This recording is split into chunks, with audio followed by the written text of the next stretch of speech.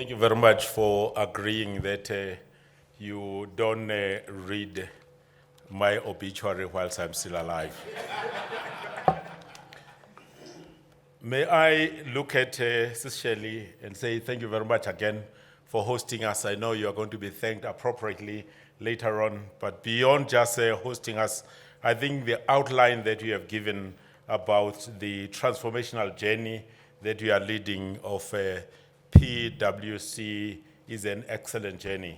And we want to say you have achieved a lot of milestones, and you have given us an indication about 2020. We are going to look forward to 2020 with great excitement. May we give her a round of applause.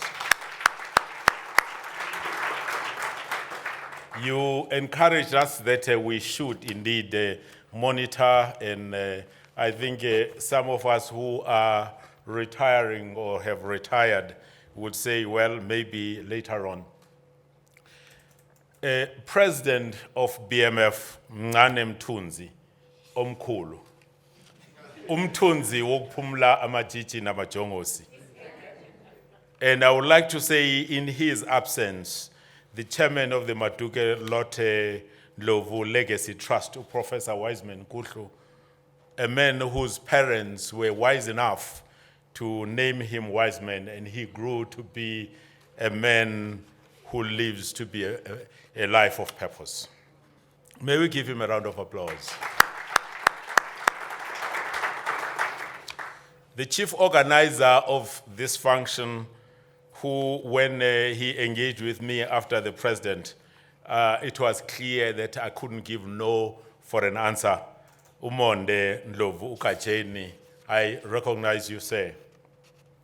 Members of the Lord Ndlovu Trust, board members of BMF, members of BMF, visitors and friends, allow me to give the special greeting to Sisizanele kunye ne family yakwaNdlovu yonke ngithi good evening, dumelang, sanibonani.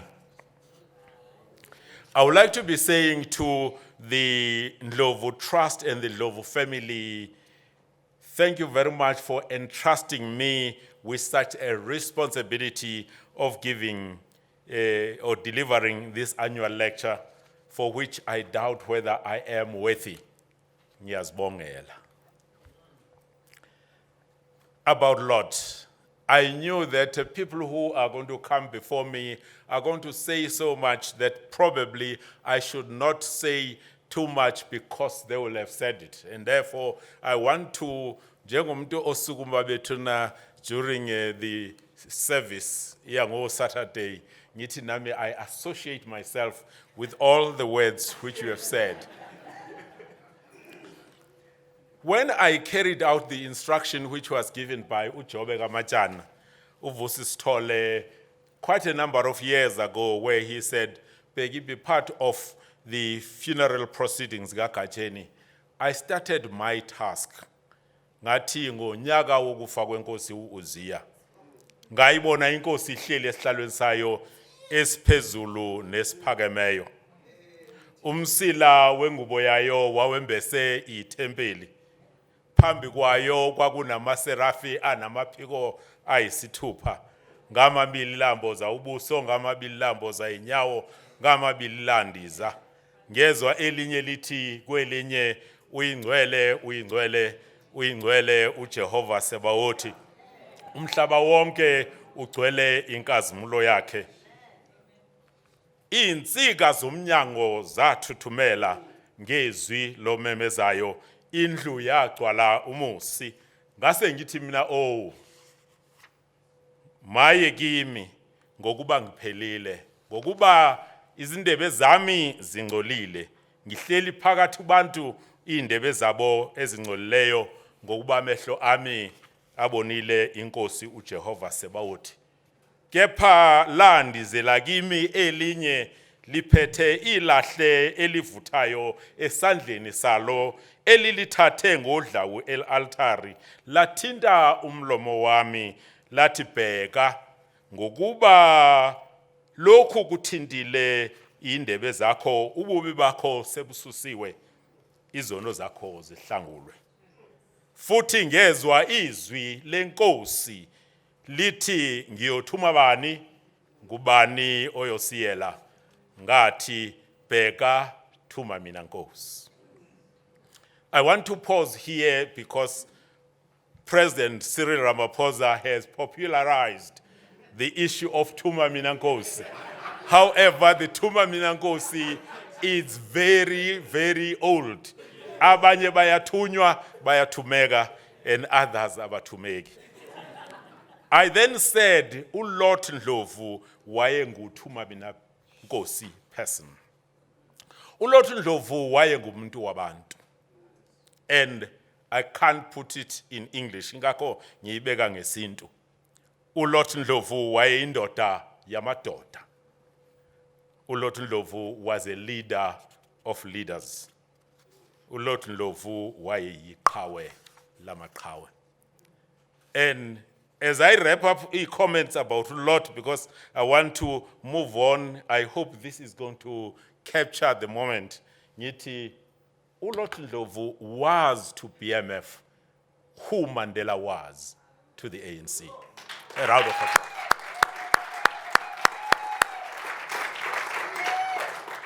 So, as I stand here, I want to say, long live the spirit of Kacheni, long live. Ngibona uthi siyakwazi ukuthi sithi long live. Long live. May his soul rest in eternal and heavenly peace. About the story of that elephant, which I got on social media, which even us retired people use.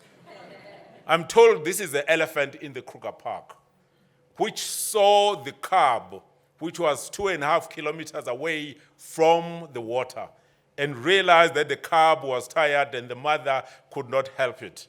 And the elephant grabbed the cab and walked next to the mother for 2.5 kilometers so that the cab could drink and then be nourished.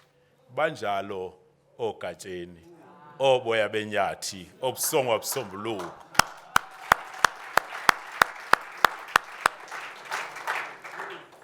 Why do we need courage to lead transformation in South Africa in 2018, 24 years after we've gained liberation?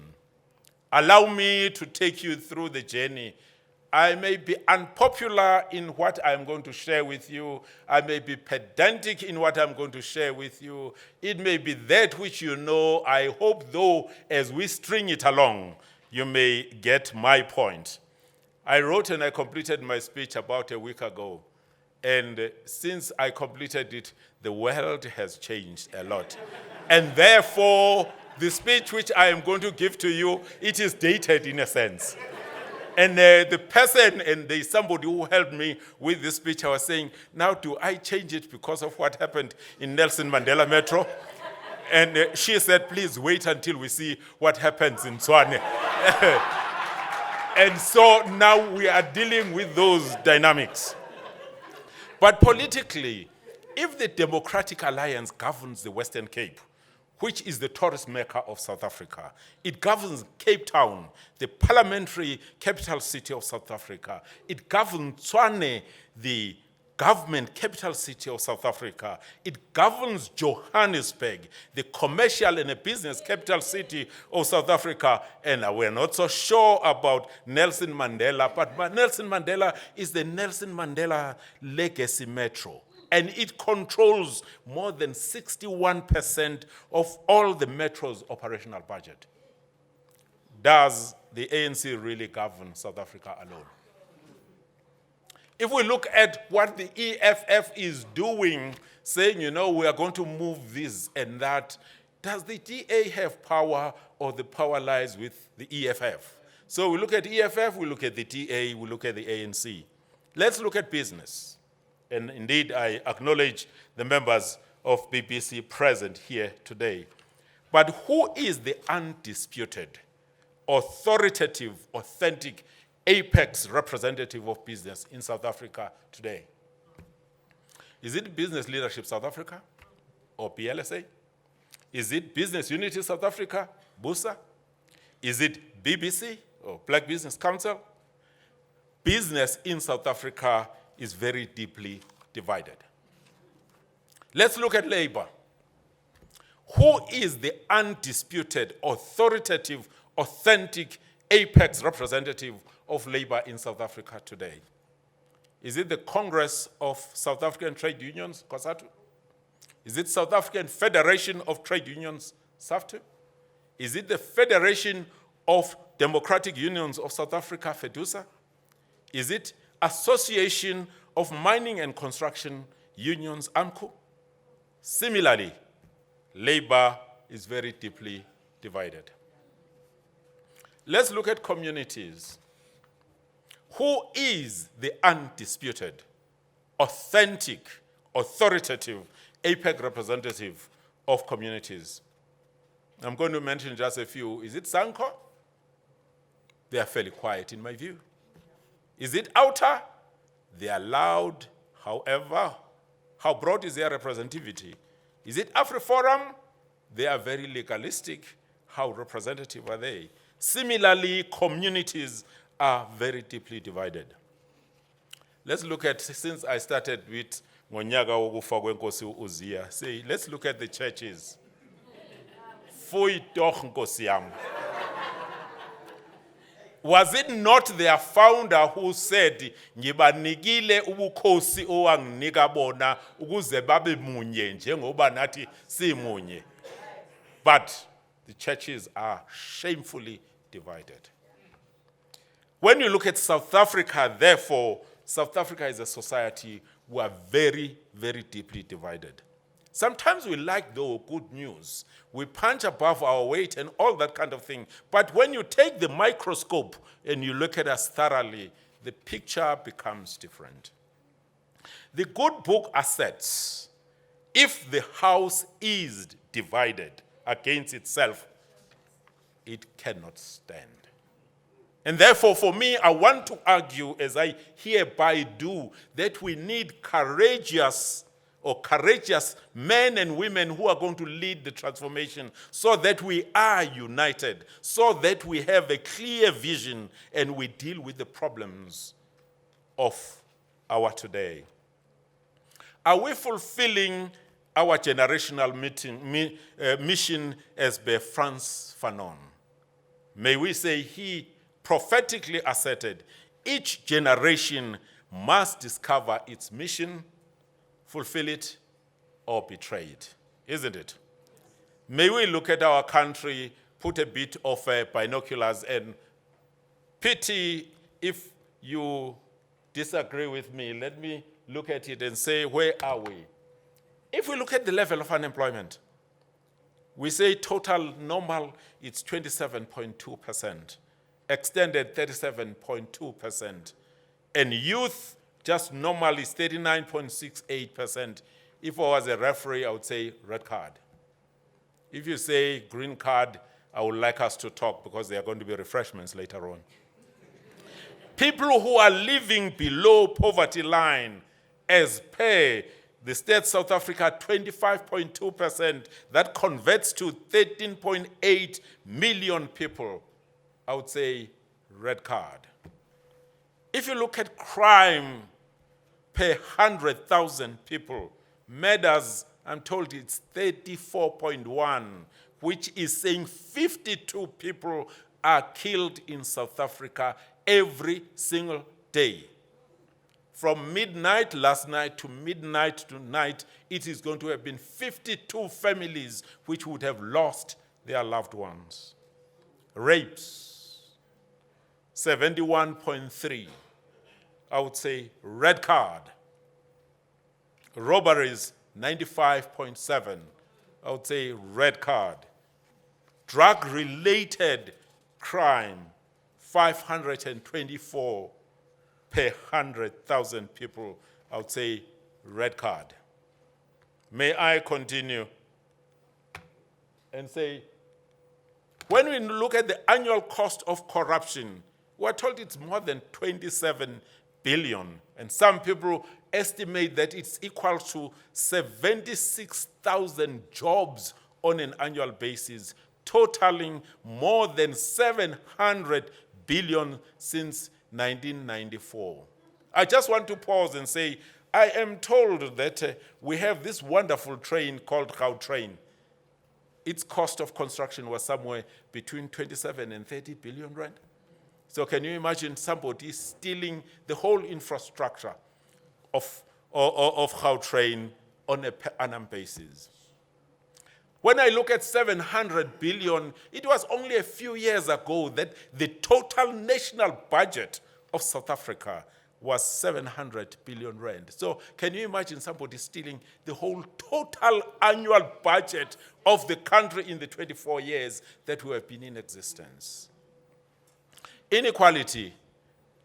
We are told about this wonderful Gini coefficient being around 0.0, or rather 0.65, which makes South Africa arguably the most unequal country in the world.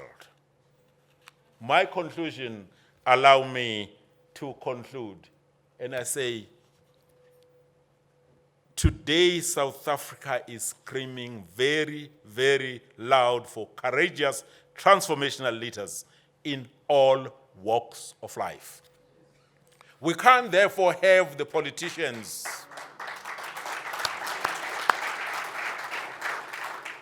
we can't have politicians being clever saying, you business, you are wrong.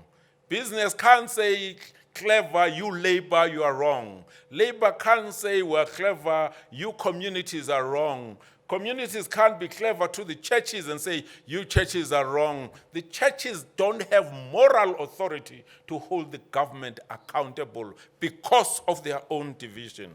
If that is not the business case for courageous transformation, I don't know what the case would be.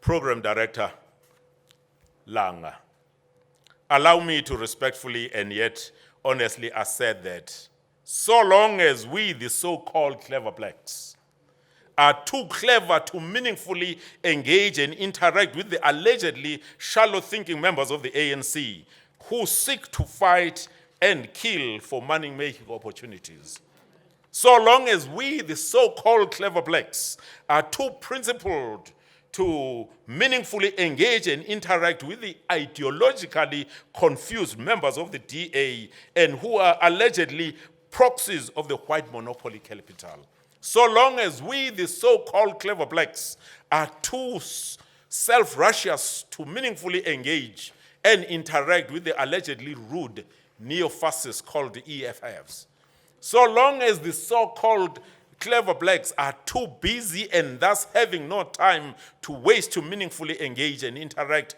with the allegedly narrow-minded, racist, and selfish white landowners, this country's transformation scorecard will be bad as it is, and it will continue to be bad. I therefore want to submit that for us at some stage, we need to be saying, yes, we have a role to do in our various walks of life, in the boardrooms, as I'm going to cover those, but at some stage we need to engage with the other stakeholders and we share with them our perspective, because I think my view, the understanding of what drives the economy among some of the influential and powerful stakeholders is poor. I submit that in 1994, when we elected the ANC by an overwhelming majority, we were making a statement that our generational mission, as per Frantz Fanon, was a better life for all. Because that's what the ANC payoff line, a better life for all. But in the embarrassment, I want to say, with the benefit of 24 years of hindsight, we have achieved a better life for few and a miserable life for the majority.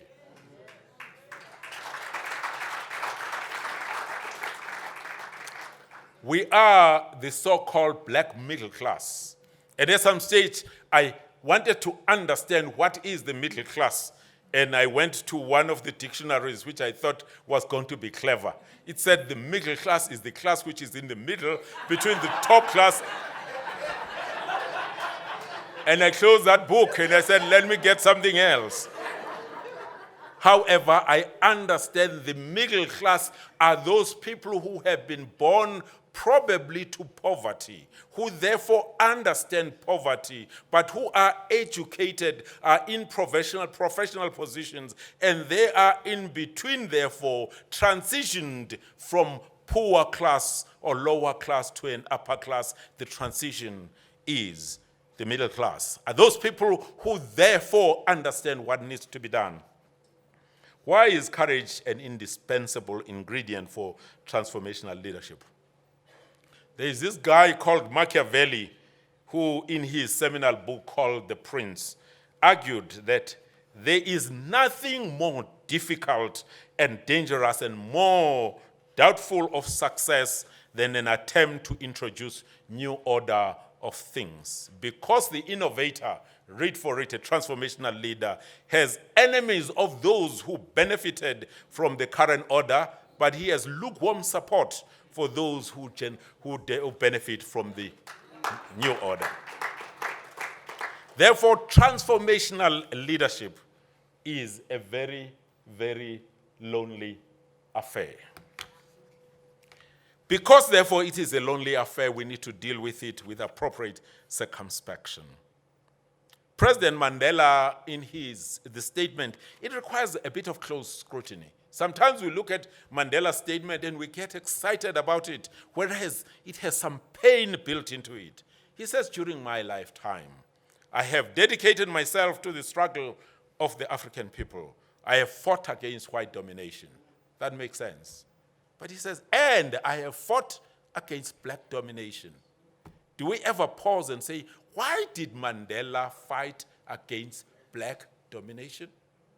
It is because there were some people who were black like him, not black like Herman Mashaba, who were opposing what he was doing. And sidetrack about Herman Mashaba. I have been a member of BMF for 32 years. And one time we invited Herman Mashaba to speak to us and excited about the concept of black like me. And he got to the audience and he saw the odd white people and he said, sorry, I'm not going to address you.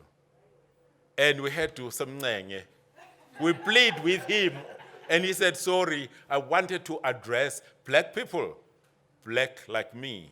And I'm not so sure what has happened to him now.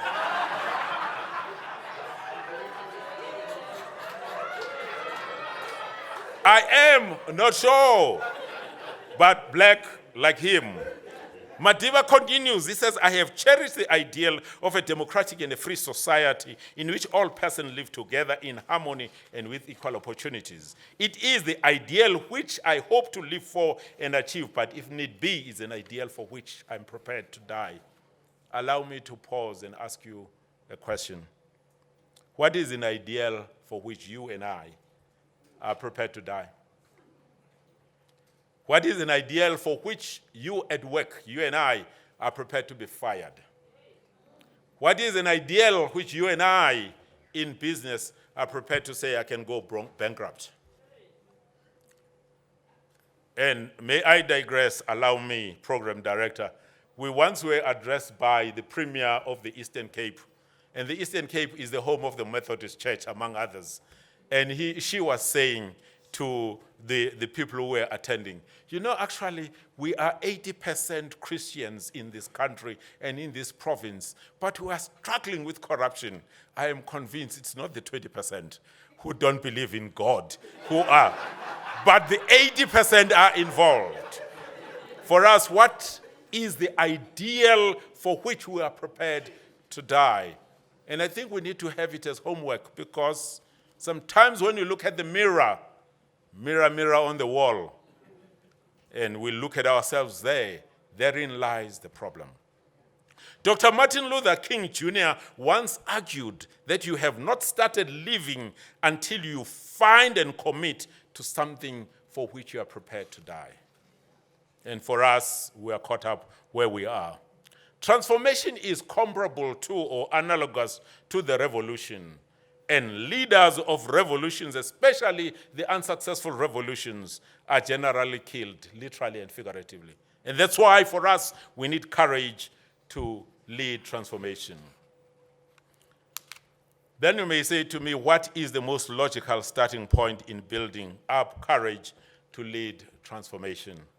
Allow me then to take you through that which we know and we may recite, and sometimes we recite like rote.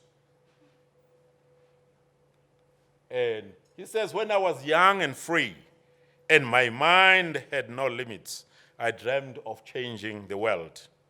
And as I grew older and wiser, I discovered that the world would not change. So I shortened my sight. Somehow I decided to change only my country. But it too seemed immovable. As I grew into my twilight years, in one attempt, desperate attempt, I settled for changing only my family, those closest to me. But alas, they would have none of it. As now I lie on my deathbed, I suddenly realized that if I had changed myself first, but then by example, I would have changed my family. From their inspiration and encouragement, I would have been able to better my country, and who knows, I may have changed the world.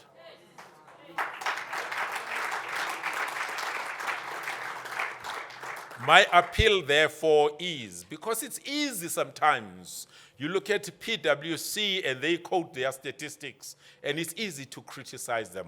You look at my company, I'm associated with famous brands. You look at the company, you criticize it. You fail to look at the company which pays you every single month to say, how are we doing? My appeal is, let's start in our companies. As I say, at Sunday school, we were once trained to sing a song, "Be bright in the corner where you are." I would suggest that we need to be bright in the corners where we are. Program director, allow me the indulgence, because I know that people are not coming to listen to Bheki, who is not an orator like other orators. They want to network and they want to close deals. Let me therefore cover 5 quick steps which I believe are important in enabling us to develop the innate courage commensurate to the transformational challenge at hand. And again, they are going to be basic, and I would want to say, when you look at this, you need to look at somebody who said, sometimes when I think about how tremendous consequences come from little things, I'm tempted to think they are not little things, because sometimes little things make major differences. Therefore, what are those? I want to say, firstly, let's cleanse ourselves of moral and ethical impurities. And I'm saying cleanse ourselves, I am including myself there.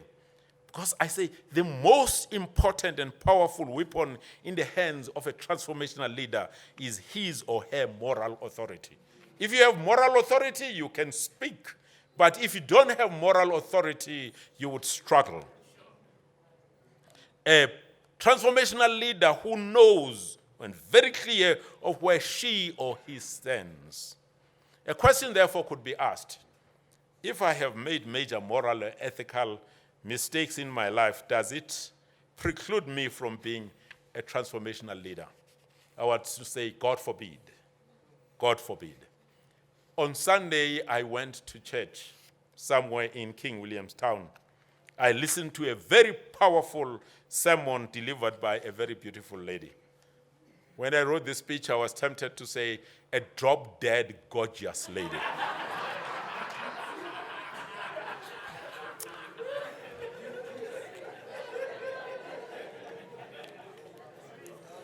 And as she began her sermon, she shocked us with a very outrageous confession.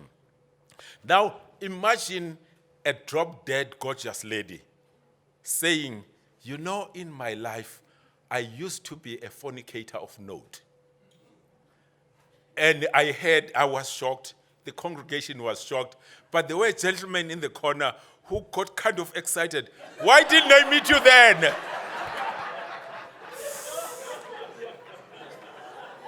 However, let me not dilute the seriousness of the moment. But instead of her confession disempowering her and reducing her moral authority, it strengthened it. Because then from there, having put aside her past, which is not so great, she was liberated to authoritatively and really deal with the challenges of our time. And the sermon, in my view, was one which will go down as one of the best sermons. And so for us, I would be saying in the same way it is true of ourselves. If we have been guilty of some indiscretions and misdemeanors, we need to confess them, put them aside, and focus on the issues at hand. But it is important for us to cleanse ourselves of the impurities and indeed the moral issues which we had and dealt with badly. It is very important then, among others, that we thoughtfully study the biographies and the autobiographies of the courageous leaders of the present time and immediate past. May I just mention three? Say, Nelson Rolihlahla Mandela, Thuli Madonsela, and Barack Obama. Why should we thoughtfully study those? Because I think we shall notice a few things. I will just cover two. One will notice their struggles. Those people struggled a lot, and that demonstrates their human weaknesses that they had because they are humans. But most importantly, their lives were strongly anchored in enduring values which had accurate moral compass. Kajeni used to love to talk about the moral compass. And he loved EPMF because it was saying, you know, EPMF holds me honest, keeps me honest, and therefore the moral compass has got to be very accurate. The second one, we need to develop a compelling transformation vision. There are two authors, Cousins and Poyser, who in their book Leadership Challenge argue that say leaders gaze across the horizon of time, imagining attractive opportunities that are in store for them and their constituencies when they arrive at the destinations. They envision exciting and ennobling opportunities. And I want to say the good book reminds us as it does. He says, for the joy set before him, he endured the cross, scorning the shame, and sat on the right hand of the throne of God. It was the excitement and the joy which laid before him, which caused him to say, I am therefore going to have courage to go through that, and even the death of the cross. I want to argue that the clearer and the more compelling the vision, the stronger the courage to achieve it, whatever it takes.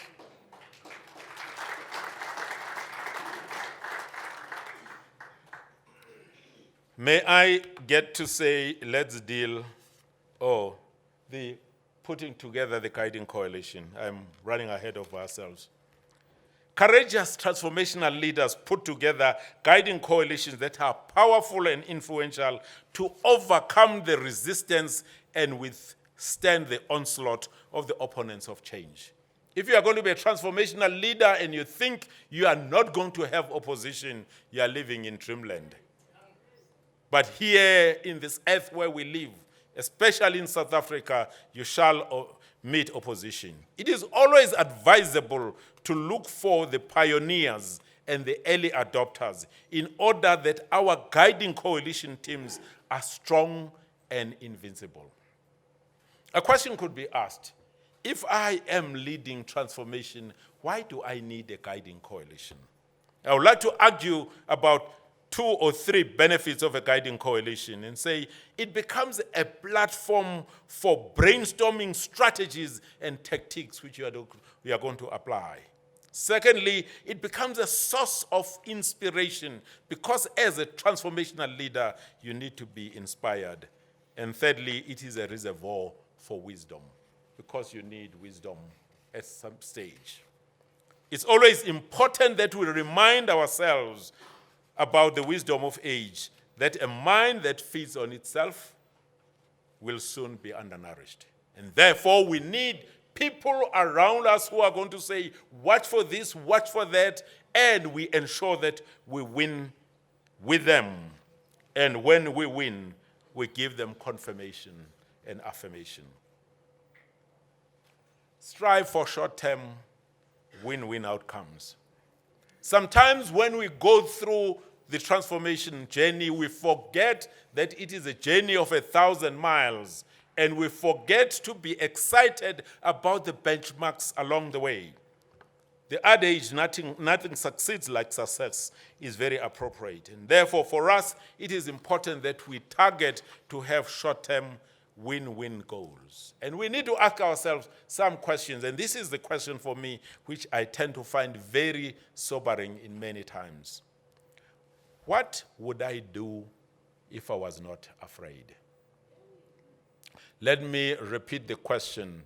What would I do if I was not afraid? If honestly you sit and you look at this question and you answer it thoroughly, the answers you come up with are really important. They are those which turns, as it were, your focus at your destination and you focus at the right place. Having answered that question thoroughly, you need to ask yourself a different question and say, what is the worst thing that would happen to me if I did this? It's a flip side of that question, but it's the question which, in my view, we don't ask ourselves thoroughly enough, often enough, honestly enough, and get the answers. And I'll say, during the process of exploring the answers to these questions, we'll most probably discover the true meaning of fear, namely false education appearing real. Through personal experience and my observation of transformational leaders, I'll find that you will never, ever, ever lose if you honestly, diligently, relentlessly seek win-win outcomes. To say, I don't want to win at the expense of, but I want to win together with. I would want to be saying we're dealing with the land question in South Africa. As we deal with the land question, some people are wanting to win at the expense of, instead of win together with. For us, the search for common ground is lazily done, and therefore the outcomes are very simplistic. Let me cover the last to say we need to celebrate and communicate the short-term win-win outcomes, because we need to do so. Since the BMF great orators of the past, namely Don Mkhwanazi Undonga, I acknowledge Ifemili Ndonga, and Ndlovu Kacheni would have been doing, I want to move towards closure by making these few observations. One, our skirmishes are not in the battlefields, but they are in the boardrooms. And therefore, our strategies have got to be fit for purpose. Sometimes we use strategies in the boardroom, which is meant to be in the battlefield, and we find that they are inappropriate. Secondly, our battles are not en masse, but we deal with the issues on a one-to-one basis. And sometimes in board committees, those who serve in the boards. And I want to submit, we can achieve a lot to persuade our opponents by listening to them thoroughly. Just listen to them. When you listen to some people, you cause them to argue themselves out, argue themselves dry. When they have argued themselves dry, then they realize the point that they were making is wrong. Stephen Covey proposed in his seminal book, 7 Habits of Highly Effective People, he said, seek first to understand than being understood. Because once you understand, we have listened to people and they know that you thoroughly understand them, they are willing to listen to yourself as well. And therefore, we understand each other. Ours as well is not to claim victory over, but is to give compliment and credits. We need to courage, among others, because in the boardrooms, we are numerical minorities, and yet we represent majority opinion. And we represent the majority opinion of people who generally don't come to boardrooms, except if they need to fix the IT or serve the refreshments. Yet we need to represent the views of those people. We need We need as well courage, because sometimes in the boardrooms, you need to enjoy the pain. When you say, we need to transform and the outcomes are these, and the outcomes come wrong. And then you start saying, what do I do? Sometimes we shout early, instead of saying, I don't like these outcomes. Let me think through, let me look for the opportune time. When the opportune comes, let me make a decisive contribution.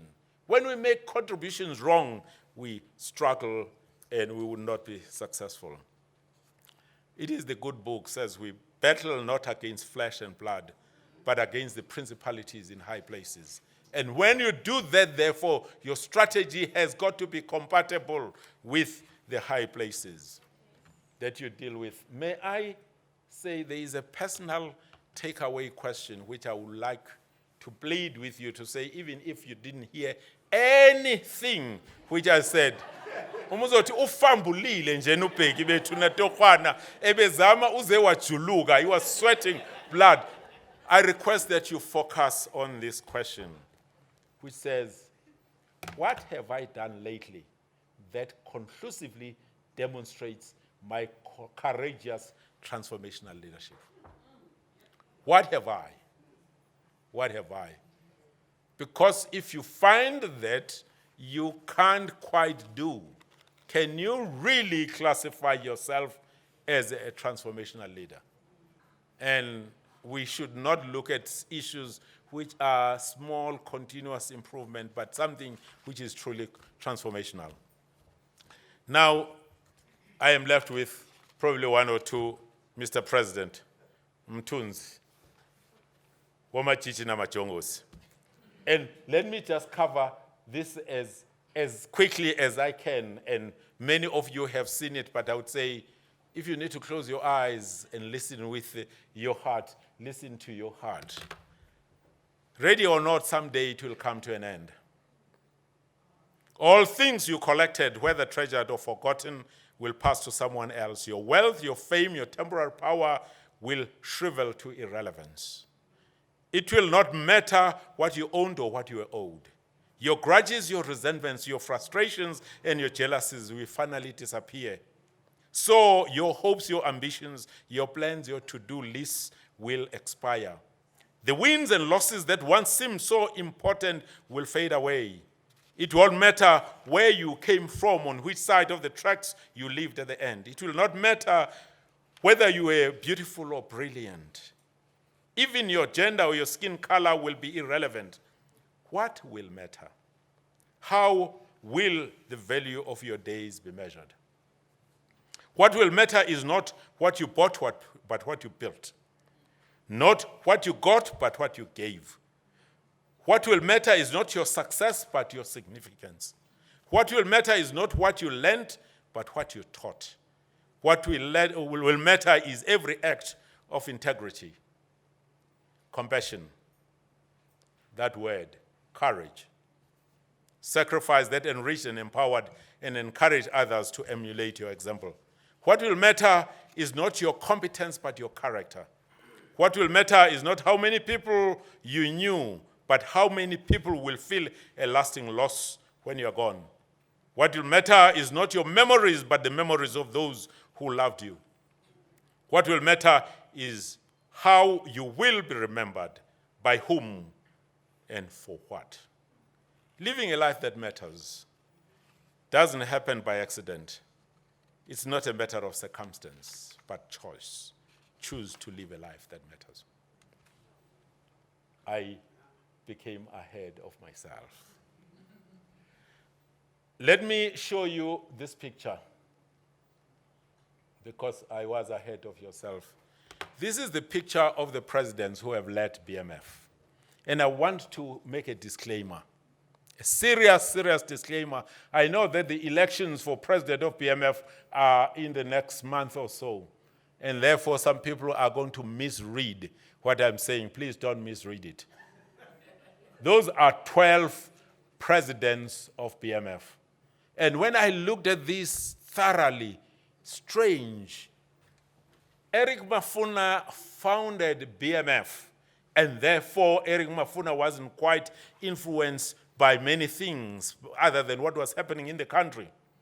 But how Eric Mafuna led BMF, his mistakes and his achievements set the ground that Martin Sibesho becomes the president of BMF. And you know what? Martin Sibesho, what he did or did not do, set it to say Don Ndlovu must be the president of BMF. And what Don Ndlovu did or did not do, his successes and failures, created the space that George Ligota becomes the president of BMF. What George Ligota did or did not do set the ground that Don Mkhwanazi become the president of BMF. Don Mkhwanazi's mistakes and achievements set the ground for Professor Wiseman Kutlu to be the president of BMF. Professor Wiseman Kutlu's achievements and or failures set the ground for Lord Ndlovu to become the president of BMF. And so that I don't skip it, Lord Ndlovu, what he did or did not do, set the ground that I become the president of BMF. For my mistakes, and lots of them, or whatever, it set the ground for Nolita Fagude to be the president of BMF. And Nolita Fagude, for her achievement and failures, set the ground that Mzwanyele Manyi, who was Jimmy then, become the president of BMF. What Mzwanele Manyi did or did not do set the ground for Bonang Mohale to be the president of BMF. Mtunzi wokuphumula amachichi namajongosi. You are number 12. Nyamtabukelu number 13. The lucky 13, but what you do or don't do is going to set the ground for number 13. For me, though, I want to make this appeal to BMF and say you may not elect the female president in October 2018, but please do us a favor, Fuito. Please set the ground in such a manner that at least president number 14, if it is not 13, let it be a female president.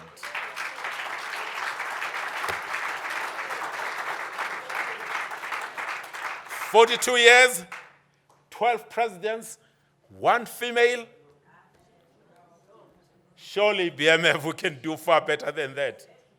May I say, I thank you most sincerely.